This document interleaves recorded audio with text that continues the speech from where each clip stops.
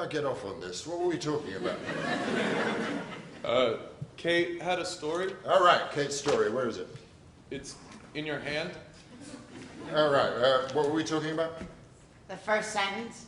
Oh, Jesus Christ. When truth is acknowledged universally, it is also universally disdained. I mean, what the fuck? That's not the whole sentence. Yeah, I see that. I see the semicolon. I realize that means there's only a partial stop and more is coming, but I'm not sure I want to continue, okay? I'm not making it through your first sentence. So why don't you tell me what it is you're doing, because it's not exactly drawing me in here. What am I doing? What are you doing?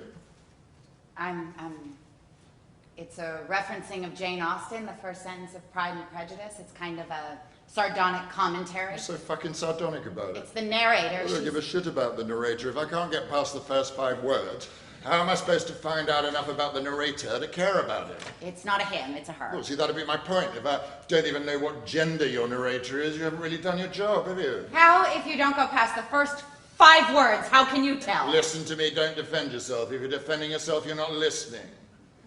I do know who your narrator is. She's an overeducated, completely inexperienced, sexually inadequate girl who's got rich parents who give her everything. She's got nothing to say, so she sits around and thinks about Jane Austen all the time. I don't give a shit about that person. I'd really like to hear some criticism. Oh, you'd like that? I would. I'd love to build on what's here, see if I can mine the interiority of the Stephanie character especially. I feel like there's a few places where the complexity of her need for emotional distance is maybe not fully rendered. Yeah, that's the problem with emotionally distant characters. It's hard to write about them because who gives a shit, finally, about people who've got no interior life? No, I don't think she has no interior life. That's all right. I'm going to level with you. I'm going to give you some advice here, which I think is going to be totally, on the money useful to you. Great. It's going to sound a little rough, but you expect that, yeah? And you're not going to turn into a big baby about the truth, unlike some other people. Oh, no, no, of course not. Good, because there's something in your writing, it's hard. It's around the tonal perfection. There's a kind of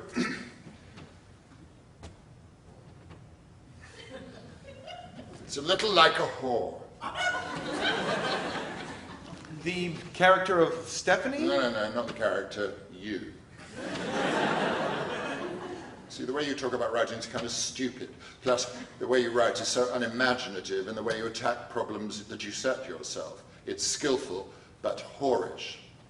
It's like the way you play your name off, your connections. You're a name dropper, you're a whore, and that's there in the writing. It's perfect in a whorish way. Well, it's just really new.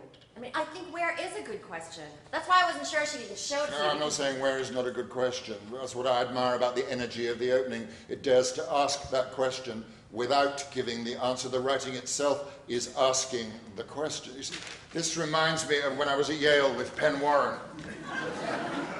There's no point getting past him, no point even trying, because he was ruthless and religious about sound. Everything else, instinct, idea, motion, character, all was secondary. If the sound wasn't there, there was no point even continuing in a meaning.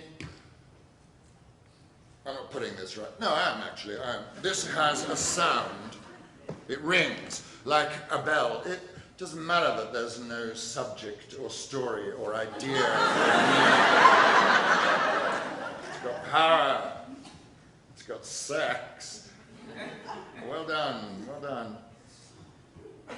What's your name again? Izzy. Well done, Izzy. What else you got?